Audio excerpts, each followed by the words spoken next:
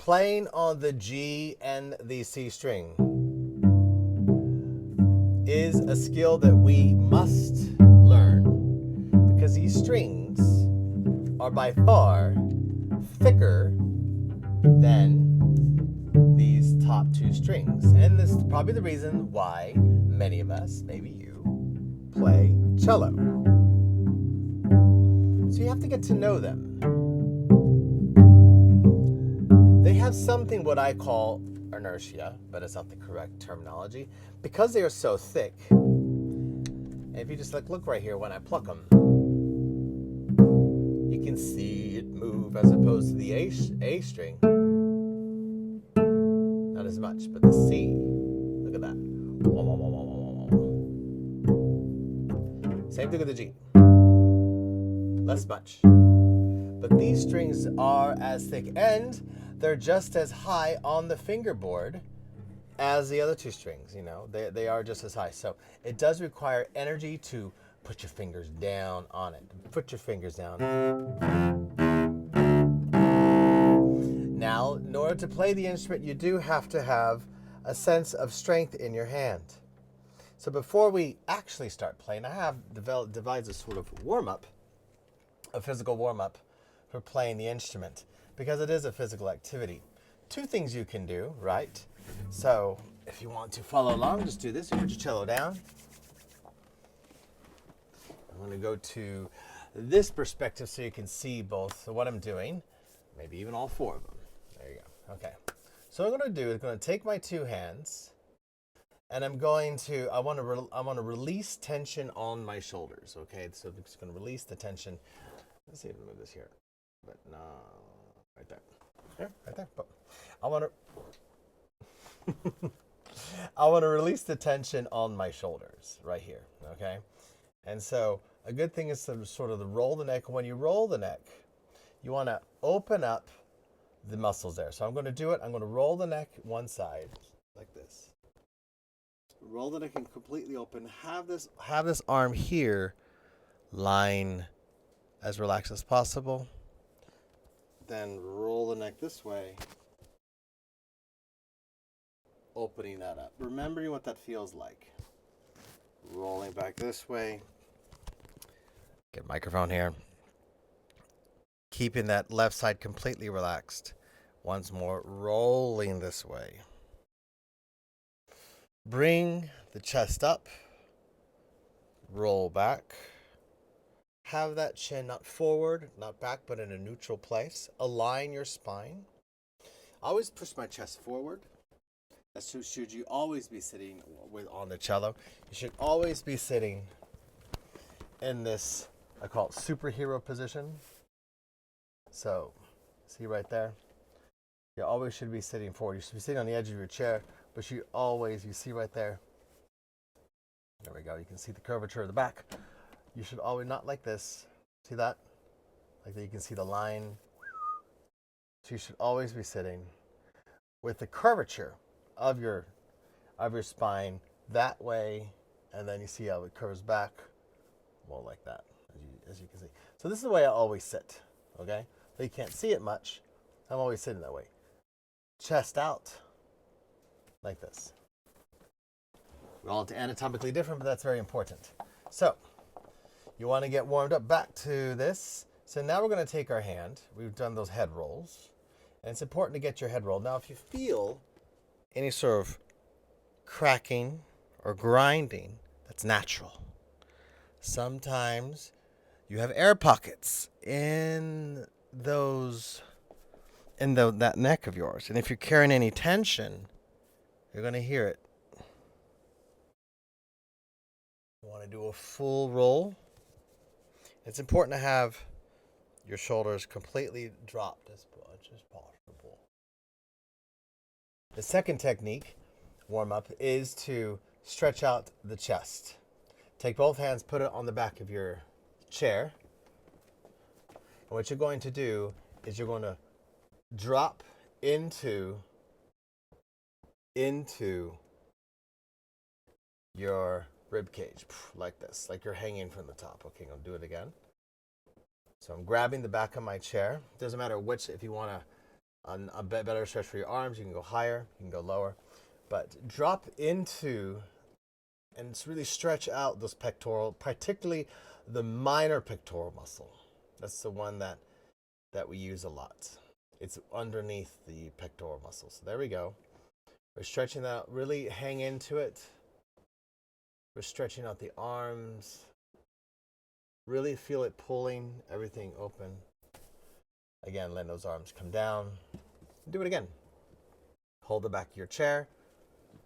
If you're sitting correctly, if you're sitting too far in, you're going to pull your chair forward. So you have to be sitting just far out enough to have leverage. See, my legs are off the ground. You can't see it, but my legs are completely off the ground. And there we go. Another thing I've understood or is important is getting the legs completely relaxed. And for this, I'm going to zoom out a little bit. So you got an understanding of this right here. You can't put your legs in. You have to put your legs out. Okay? So having those legs out and do whatever it takes just to shake them and really feel them totally relaxed. Getting those legs used to it, okay? That's what I've done. I found to be quite effective. And the last bit that we're going to do is take our whichever hand. I'm going to start with the right hand. The right hand because it'll be easier to demonstrate. I'm going to put it underneath our right hip pelvis. And we're going to do the same stretch, but this time we are holding this. Now we're actually going to stretch. Open this up. And last bit, we're going to look up during the stretch. Look down and out. Do it one more time. This is really going to feel this open up here. Look up. That's going to be some pull. Down and out. Switch hands. Again, I learned this from a physical therapist.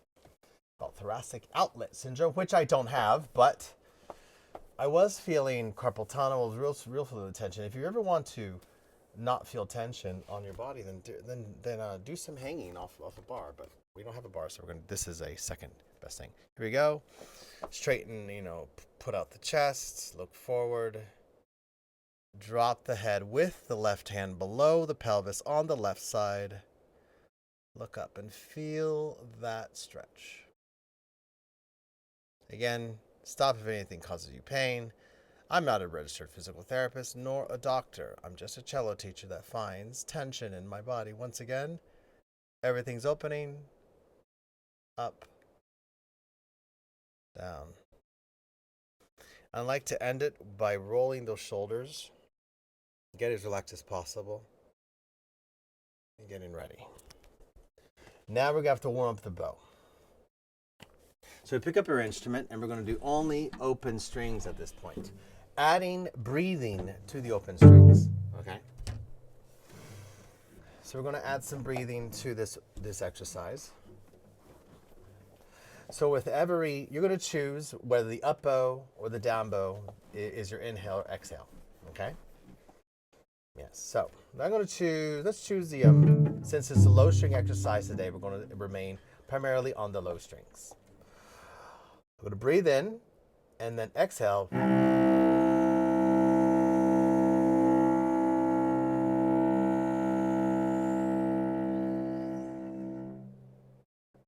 And then inhale.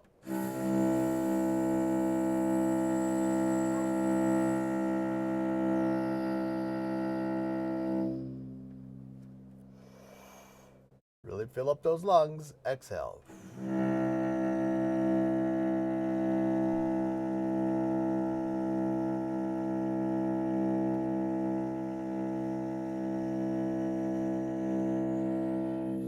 All there out. Inhale.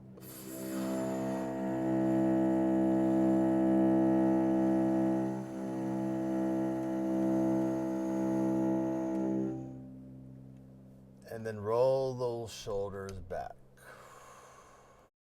Knee on the chair, knee on the tailbone, the knee. Let's do the same thing on the G string. So I'm going to do the exhale. So I'm going to take a big breath. You want to time your down bows and up bows with your exhales and inhales. So if you have less, I guess, lung ability than me, then you can do as you wish. Or you can try to follow me. Okay? Ready? Breathe in, in.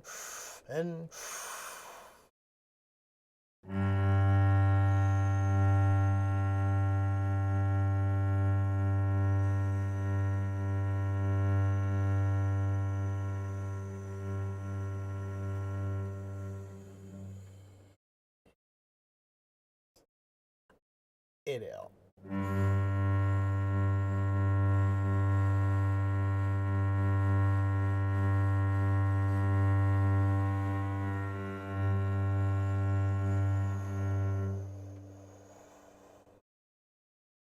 Exhale.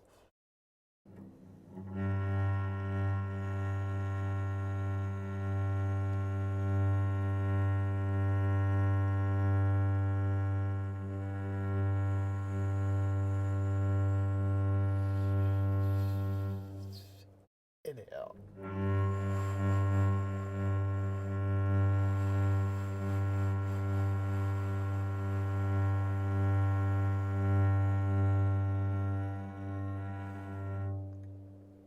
You want to control your bowing, so control your breath.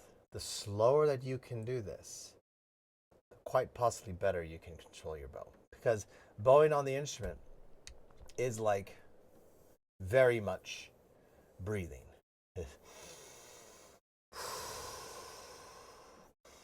So the more you control your breathing, you slow down. Now the cello has become part of the body. It's no longer an instrument that is other, now it's of. We've just made it part of our corpus. It is now time for us to do some simple open string exercises. And for this, I would like for you to try to play a double stop, which is 2 strings at the same time. You're going to lie your bow across both strings and play them all the way from tip to talon.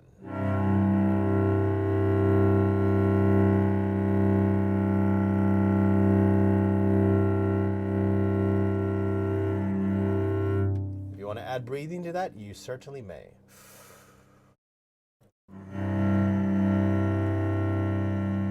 Relaxing the shoulders,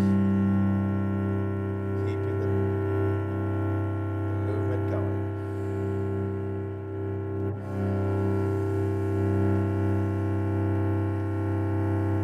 Relaxing your shoulders.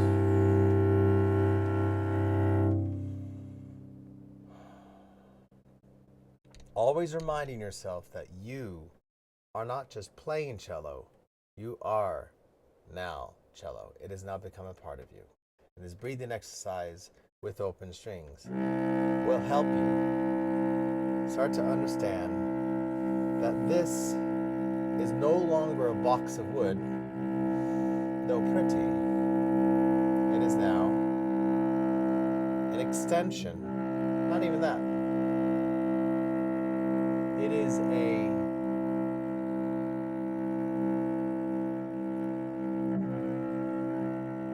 say organ or scab. I guess it's an extra layer. By the way, play your C during this and maintain it.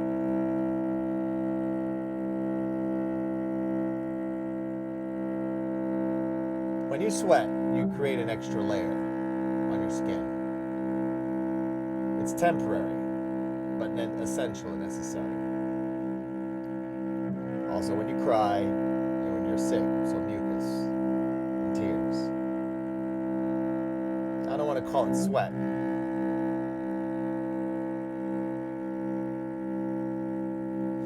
But it's part of you. Now let's go to the G string. Again, softening the transition between each side.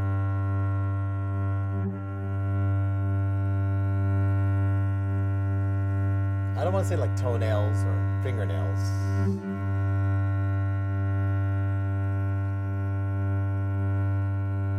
Though they're essential.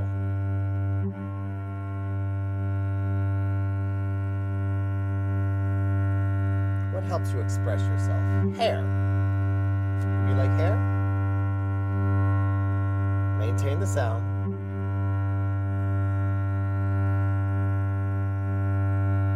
A beard on men, some women. Fourth finger. C. It's the fourth finger on the G string. Hold it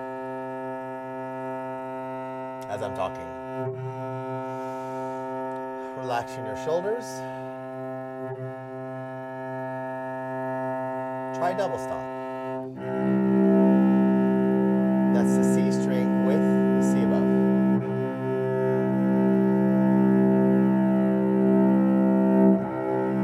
Get into your flow state. Relax those shoulders.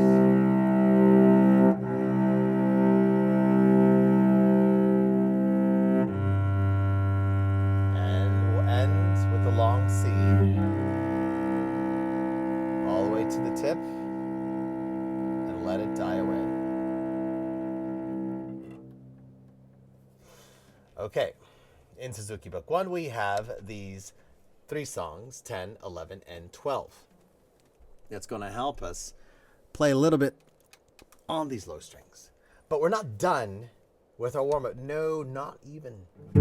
We're just 16 minutes into our practice session. Most of that me just talking. So right now you are warmed up. So to go into beast mode, B-E-A-S-T, I know it's a funny thing, beast mode, monster. We need to do some ear training. We need to listen to the interference and to the consonants. So there's something called consonants and interference. So we need to do that right now. Take that fourth finger, okay? And you have to be in tune. So if you haven't tuned yet, I'm going to give you an A.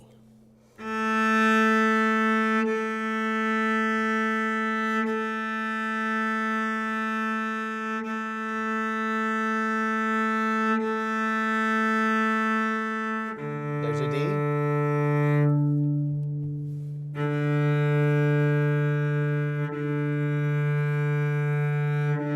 Here comes the G.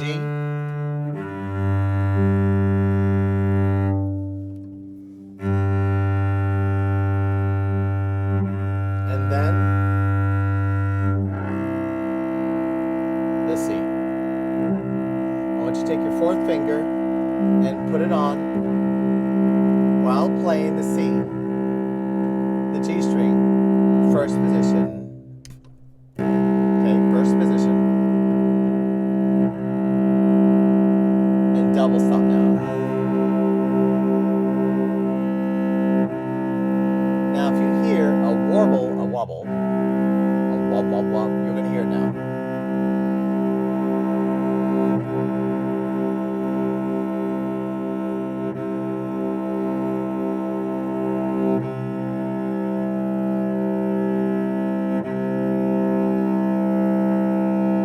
That warble, that wobble is the interference. You have perfect consonants in this octave. That's why it's called a perfect octave. And inside that, you have a frequency that is exactly 1/2 of the frequency below it. Okay, so you have a bigger frequency, and then one is given at 1/2. The one below is a half of that. So the one above is a double of that. So this is a C4, I think, or a C2, or C3.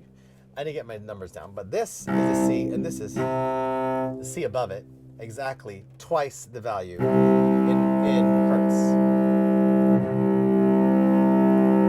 So the wavelengths will align nice and pretty. And if they don't align, you're going to hear a wah, wah, wah. But you have to give it room to breathe. That means your bow strokes have to be long. Now, getting the concept of a double stop, is tantamount for learning how to play a string instrument, bow string instrument, because it allows you to become in tune with yourself. You're allowed to listen to the notes. Because you don't give it time to breathe, then you're not going to hear the warble, the wobble, the interference. For the closer you get to perfection, perfect consonants, perfect fourth, perfect fifth, the better, the slower that warble or less occurring that warble, wobble, interference is. I'll demonstrate.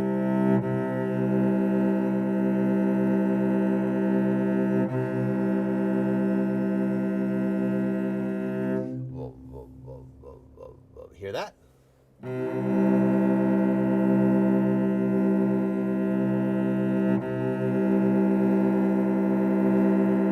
Now, it's like that. All I did effectively is roll my little finger.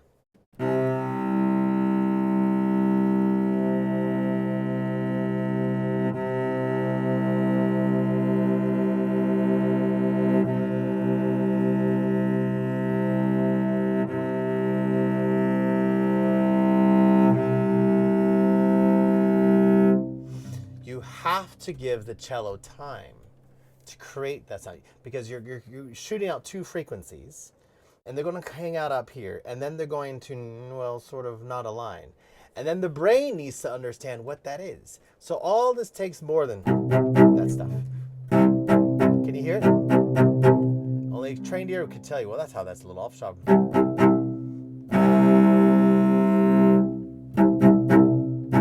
Some people do this. See? Sounds fine.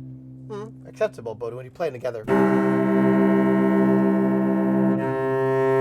that's 24 cents off. You're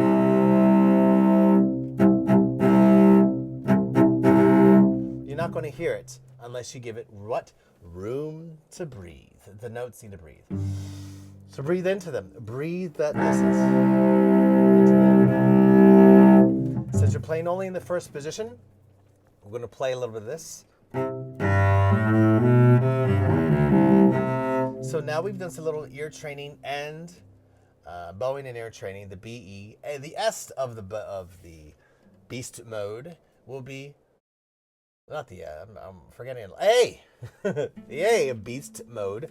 If you think about the word that I am saying or whatever, the word is beast mode. If you're not up with the current vernacular of the young generation, well, then it means that you are, like me, old and not in tune with how the children's express themselves. So if you are unfamiliar with that phrase, beast mode, I'm making my thing look cool. Let me find a cool one. Futura, no. Courier, no. Cocaine. Give me some American typewriter. No, that's. Ooh. That doesn't look good. Ah, there we go. Boom. There it is. Now I'm going to do this and then really grow it up.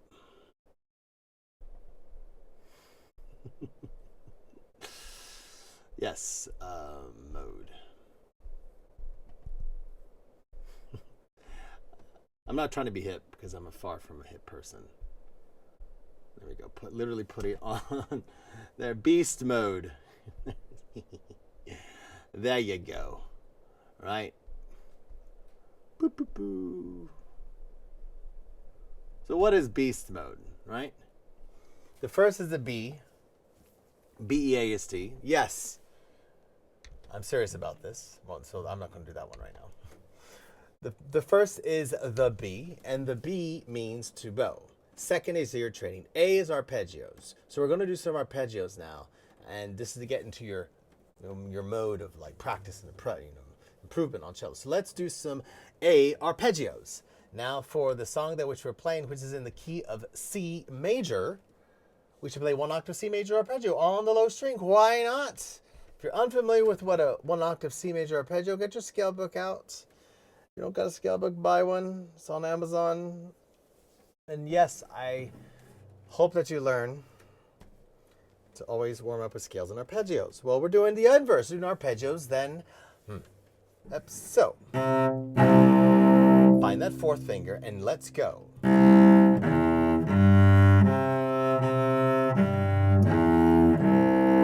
About that speed. Bum, bum, bum. 1, 2, 3. Repeat the top. 1, 2, ready, go.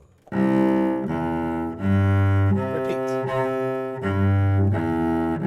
Again, ready, go.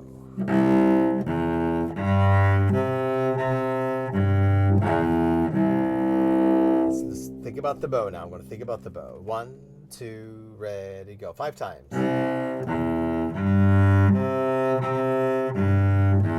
That was the third time. Fourth time. 1, 2, ready, go.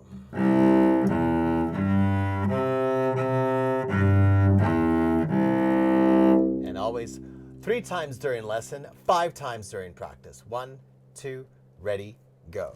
I'm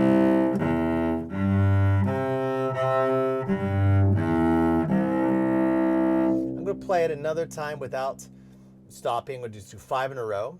And I'm going to avoid that strident sound. I'm putting parameters to my practice. Okay, so let's do this. 1, 2, 3, 4, 1, 2. You can do it with me. We're going to do it 3 times. 3 times enough.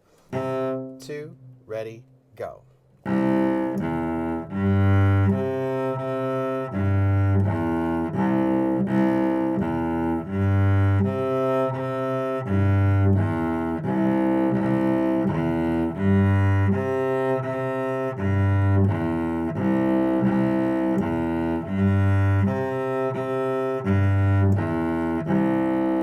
That's good enough.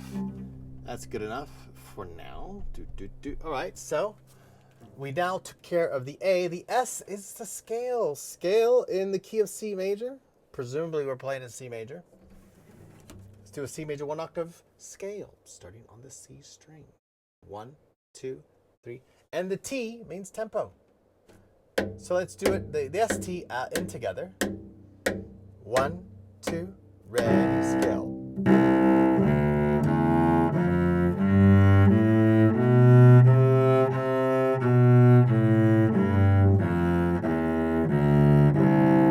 Like that, okay? 1, 2, 3, 4.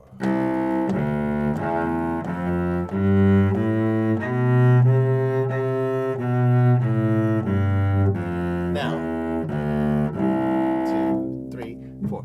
Let's time this out because I am tapping at a certain speed. Bum, bum, bum. I'm at a 90 right now, okay? About a 90. Going to turn on the metronome. Yes, the metronome is your friend. And yes, you need to get used to playing with one. And if you're not used to playing with one, you're gonna. Because every good musician plays with the metronome. Okay, so there's the metronome. Okay, once again, we're playing this. We're playing the scale at tempo. 90 beats a minute to the crochet, à la noire, to the quarter notes, depending on what part of the world you are. I just said 3 languages. 1, C major. 1, 2, ready, go.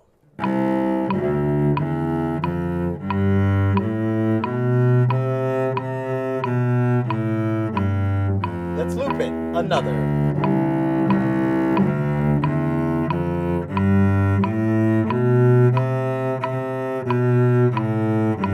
Think about your bow.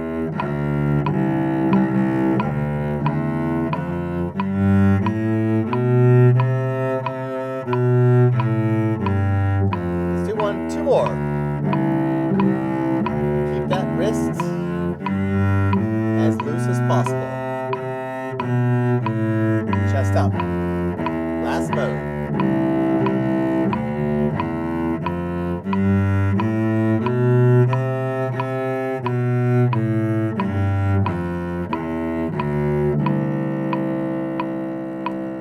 Always like to end with a whole note.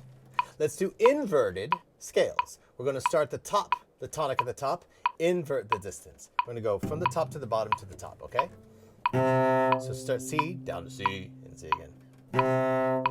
1, 3 times. A 1, 2, ready, go.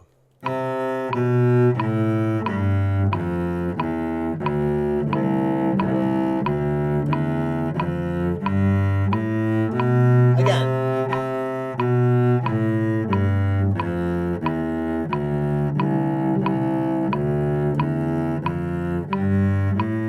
Last time.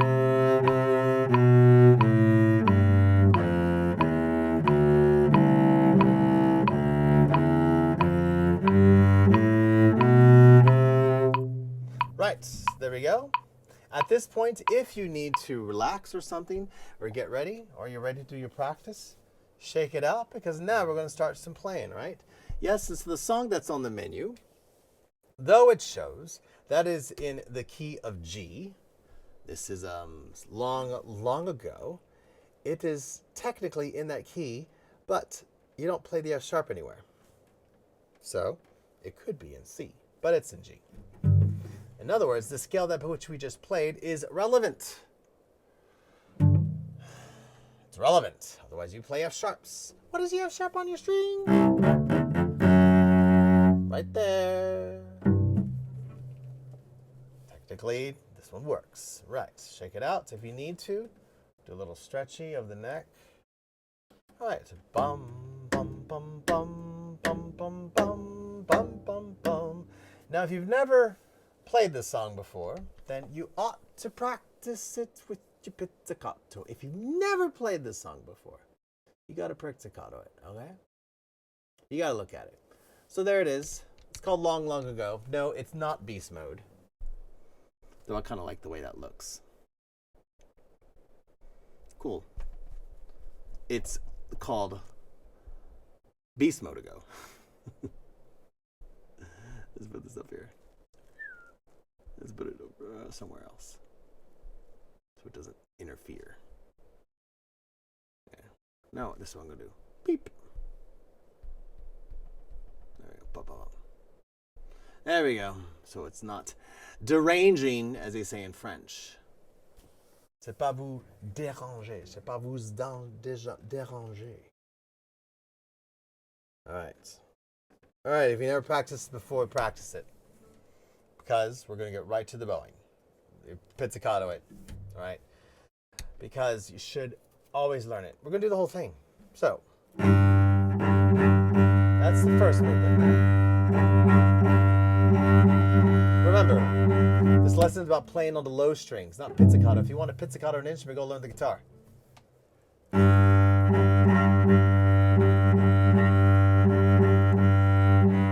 Bum, bum, bum.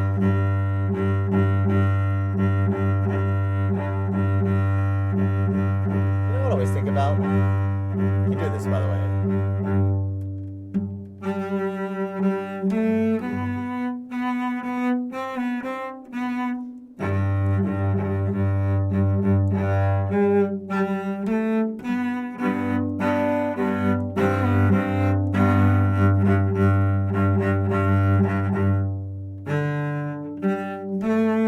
Anyway, 'tis the season.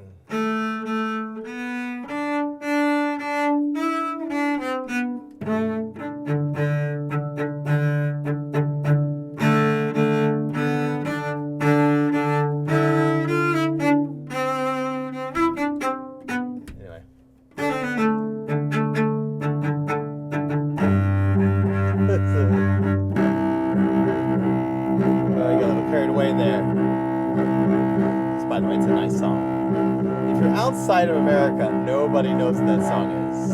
Nobody knows. I think it was written by some Americans. C string. Ba, ba, ba. And here, called the lower half. Now let's go to the D after the G. 1. Here we go, G. D.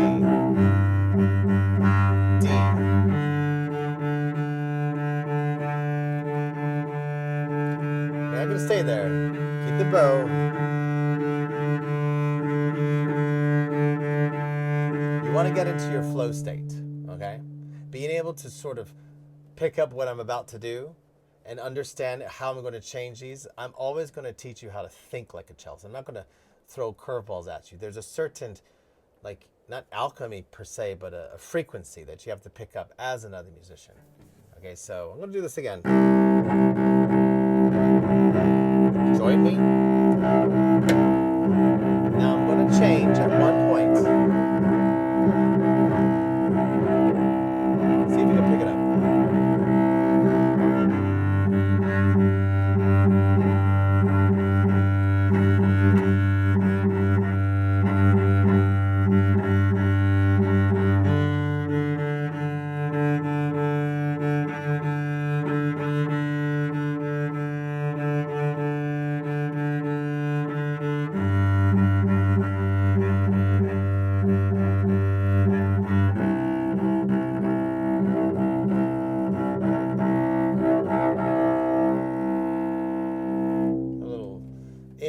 Inside lessons, inside lessons.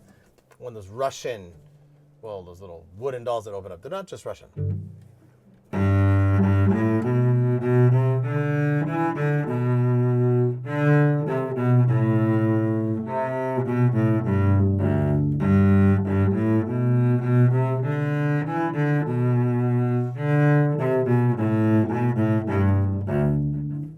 Okay, this piece right here, allow your bow to drift either direction, to this direction or to that direction. Allow your bow to drift, yeah?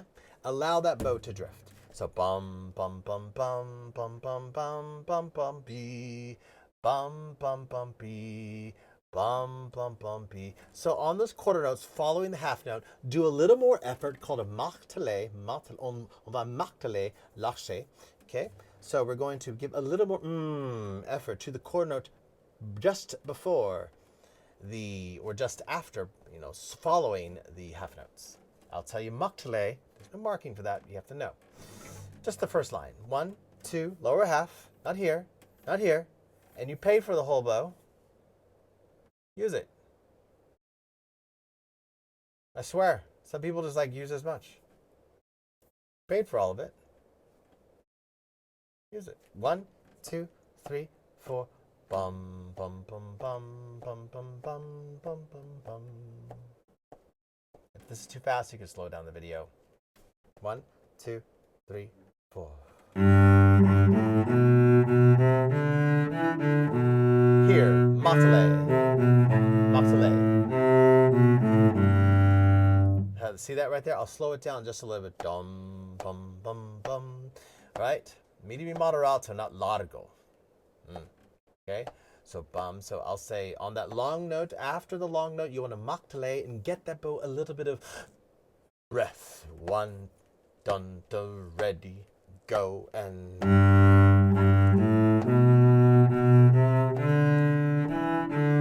martelet the next note here. You're going to pull this note. Pull.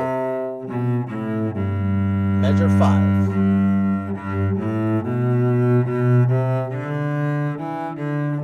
Pull here. Lift 9.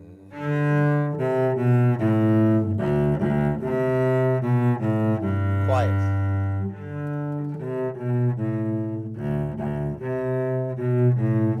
Now,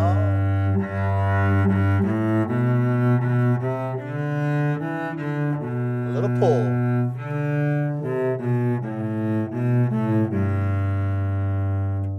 Right.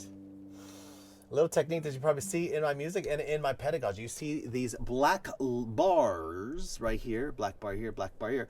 And those black bars, and let's try the right color, right here, indicate something called a bar technique. No, Suzuki's not expecting you to bar technique at such an early time, but you are a member of my studio, my channel, and so I'm not going to, you don't have all the time in the world, okay?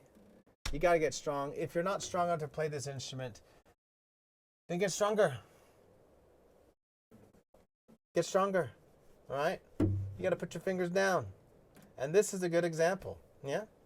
Index finger is going to lie across 2 strings. Now, just to be honest, if If you hurt yourself, which I literally just did, stop. All right, I literally just felt something go pop.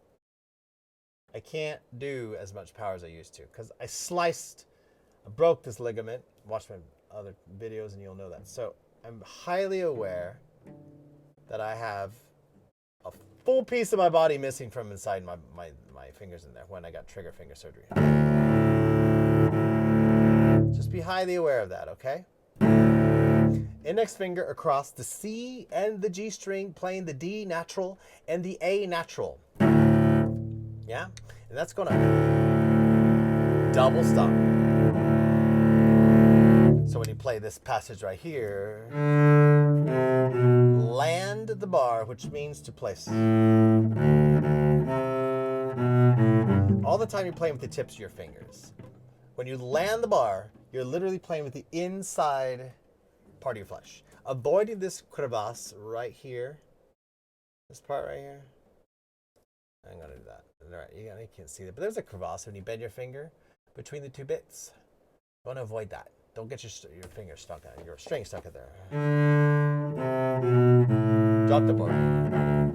When you drop the bar, you stick your finger out. You see how far it goes? You stick your finger out. We're all anatomically different. It's going to look different on your side. But if you play like this, you might as well pick up a violin or viola because you're not playing the cello right. We don't play like this. Your palm is always, it's never touching. Always far away. Never touching. Never touching. Put your thumb at the back of the neck, which keeps the palm away from it. We don't do this. Your elbow doesn't do this. Like this. You don't do this. Okay? You are already the most lazy person on stage. Huh? In the symphony, you are the most lazy of all. Why? Every one of the symphony members can stand up and play. Even bassoon, even the tuba. Tuba said, no, I can't do it. John Philip Sousa said, yeah, you can. Wrap the tuba around the body. Go march. But the cello requires you to sit. Basses stand. Violin, viola stand. Flute stand. Oboe stand. Clarinet stand. Trumpet, trombone, tuba, French horn. Percussion's always standing. Even piano players can stand. The bassoon stands. They can totally stand. They have a little strap around their neck. Maybe the bass clarinet, but that's rare. Every instrument has to stand, not us.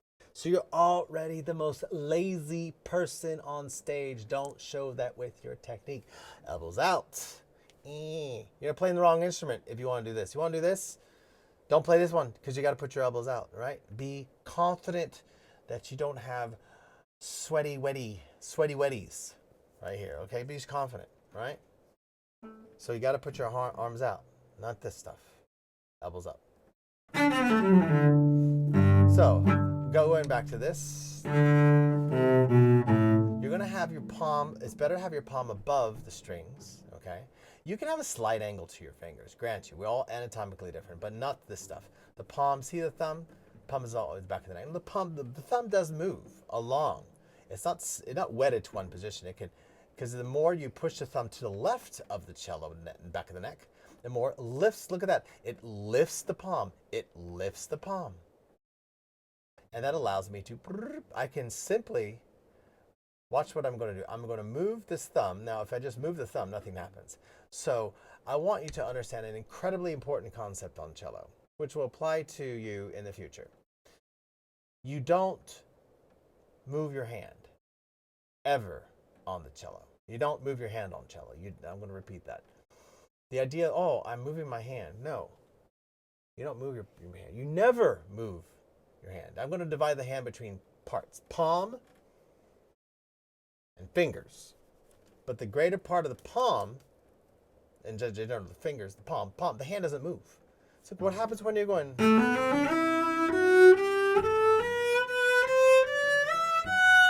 What happens when you just move your hand? No, I didn't. I moved my arm. Because when I'm in position, as I'm going to...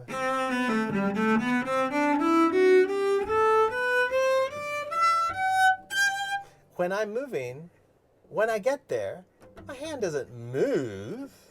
It may make extensions between fingers, but the hand doesn't move. The hand must be solid in place. So what are you moving when you're shifting? The arm. The arm is what you're moving. And treat the thumb, again, this is my part of my pedagogy. You have to treat the arm that ends here, the thumb. The thumb is where the arm ends. This part is treated differently, just in my pedagogy. If you don't like my pedagogy, then well, find someone else. But this is my, right here, this is your hand, minus this part here, and your arm goes all the way back. So you control the arm, you end the arm, if you will, with the thumb. When you shift up, just showing you again, when you shift up to these positions, I'm not even watching.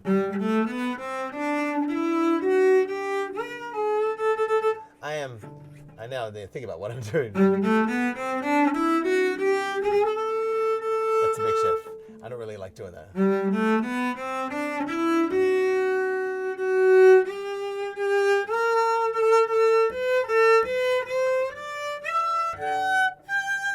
It's hard to like look at this. No excuse.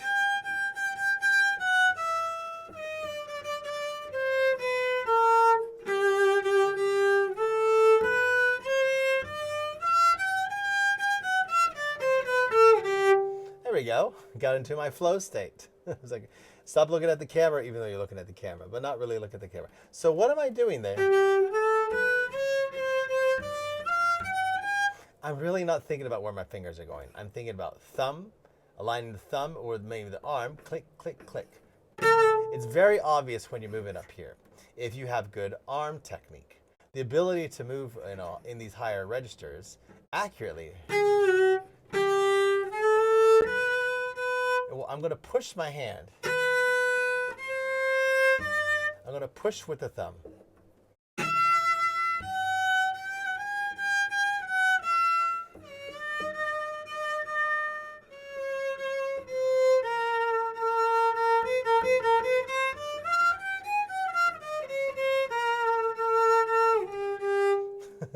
For a minute, I forgot what I was doing.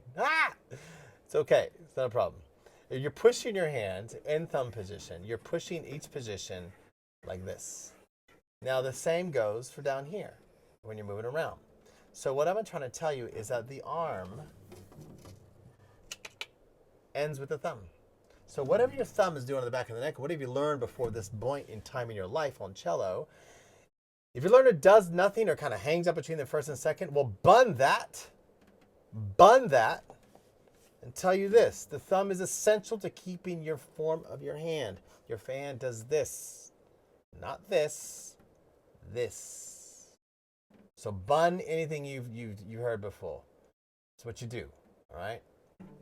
And as you move along the neck and the fingerboard, the thumb guides everything. So as a rule, remember, your hand never moves. The fingers move.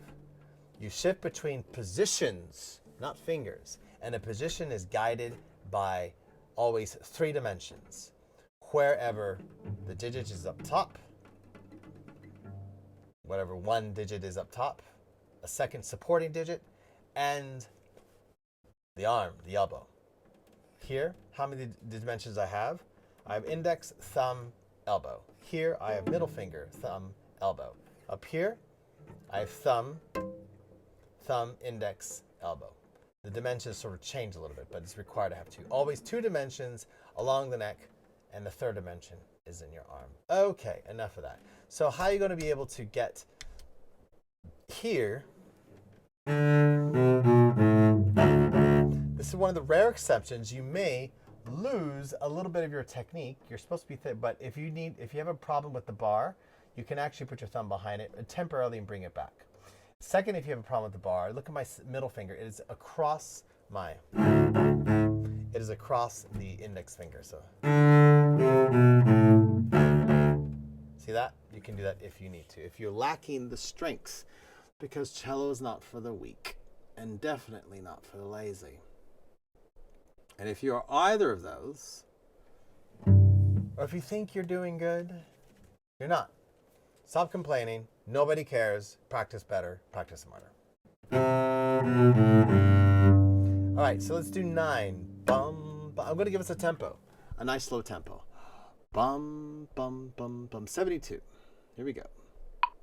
Bum, bum, bum, bum, bum. 9, 10, 11, 12. 9, 10, 11, 12, which is the third line here in this wonderful Get Your Suzuki book out.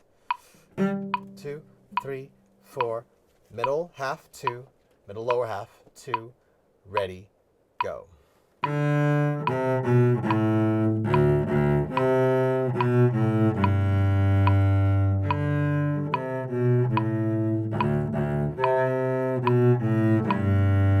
Did you catch the bar technique? I hope you did. Let's try it again. You don't have to do it. I'm going to option to not do the double finger thing because I'm strong enough. But if you're lacking strength, do the double fingers. Done, 2, 3, let's go.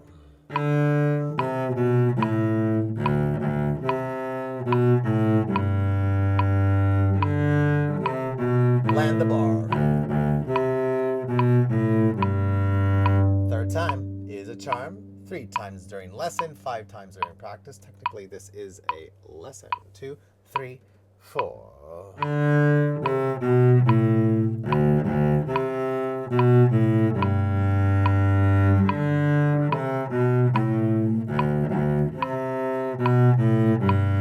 Always want to end on a positive note. That was terrible from me. Do it again. Oh, shocking. 2, 3, 4, 2, 1, 2, let's go.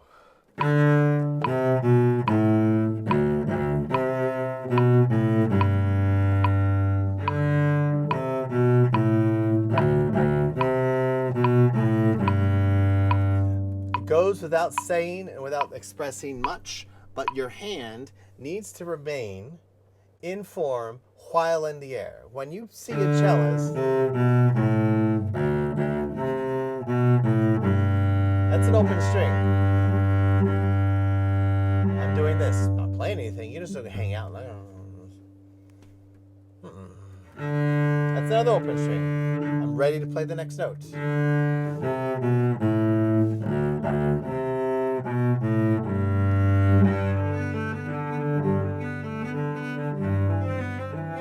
You see a cellist, play this.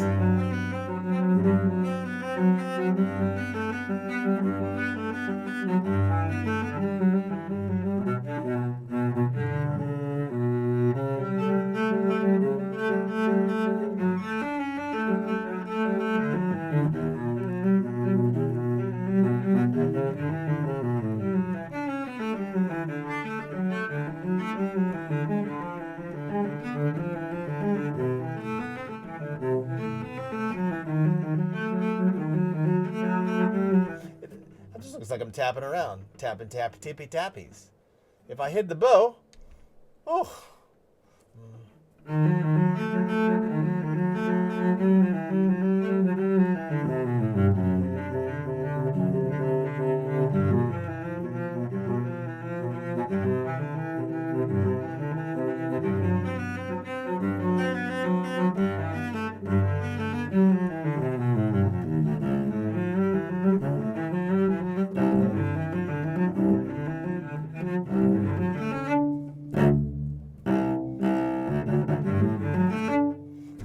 You do the effort of lifting your fingers, you know.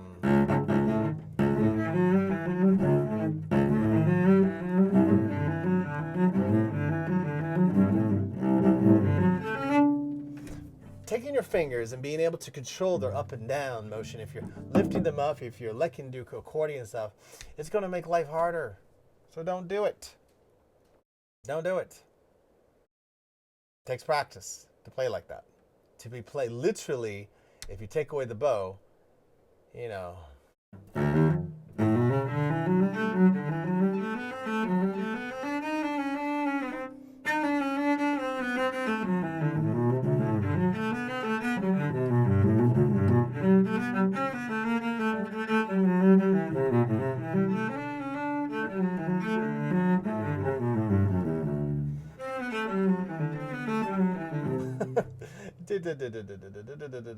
Some people will go like. Yeah.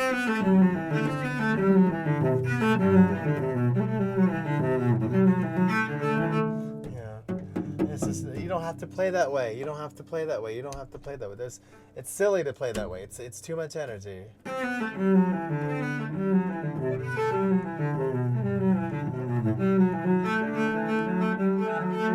Anyway, so on and so on. I get tired of playing that song. Hey, but it's a great song. But what I'm trying to tell you is the more effort you put here in lifting up, squeezing them in, if you're doing this stuff, if your fingers aren't maintaining their shape as they're pushing down on it, okay? I'll leave you with this. A little bit of left hand. We did a lot of good right hand stuff. I'll leave you with this left hand technique sort of stuff, okay? Your cello left hand, your cello doesn't have frets at all, okay? You must build the frets with the spaces between your fingers. Now, anybody can do this. I always tell my students, spread your fingers. And then people can do this because, duh. But can you keep your fingers spread and bend them? Now, a lot of people say, yeah, I can do that around like a claw. Cool. That's also kind of a, no, like, of course. But then can you keep them level? And third thing, can you take the thumb, put it behind? Can you keep them at a certain level? Equally spaced. I'm not going to expect you to be able to do this, but I'll give you a help as to how you can build this hand. Because most people that begin the instrument, they have a problem splitting, not these fingers, and not these fingers. It's these fingers here. Take your fingers, split them in half. Being able to do this. That's the hardest one for me. Is the last one. There we go. I have to relax. This is the hardest one to do, to split that one out. Some people can do it great. Middle, out. Middle, and out. This is a good exercise. Open, out. Got these on lock, but for me, that's as far as I can get with this one right here. This is as far as I can get. I can't. Remember, you keep all three fingers together, and the last one is spread. Some people can really open that up. You're supposed to keep these fingers open up. See, that's the final result, and you keep them flat too. So, there we go. My entire anatomy doesn't do that. So, second thing you want to do is split those fingers in half. For your Trekkies out there, it's a guy named Spock. Show called Star Trek, right? And you want to curl those fingers and keep that space constant in between. Curl those fingers and keep that space constant in between. All right? Doesn't matter if they're together. Try to keep the fingers together on either side, but curl them. Now take one hand, split it, curl them, and keep them all in the same place, but keep that middle finger, those two middle finger and ring finger split. They're not touching, okay? That's hard. That takes time to develop. Don't expect you to do that now. But being able to, this is going to be easy all day long. This is going to be easy all day long. This is going to be easy all day long. But this right here, being able to put them all on the same place and then adding the thumb, that's not going to be easy. You're going to feel pulls and tensions and all sorts of lovingness here. Remember, cello will magnify your life, but it also improves your overall well-being. So in this lesson, you learn how to integrate the cello into your body as part of you with some breathing exercises. You learn how to stretch, but prior to that, you learn how to play, do a little ear training in a double stop, as well as a single octave arpeggio and an inverted scale at tempo. And of course, you went over the long ago from Suzuki Book 1 with some bit of techniques, which is very studio specific, which is right here. The first finger on the low strings, the dropping the bar. And that's kind of like the way it is. That would be, I guess, a little bit of talking, a little bit of this, a little bit of that is what an hour lesson is with me. And so, if you're good, put your cello down, Go have a cup of tea, review this, and thank you for watching. And I'll see you in the next lesson. Bye-bye.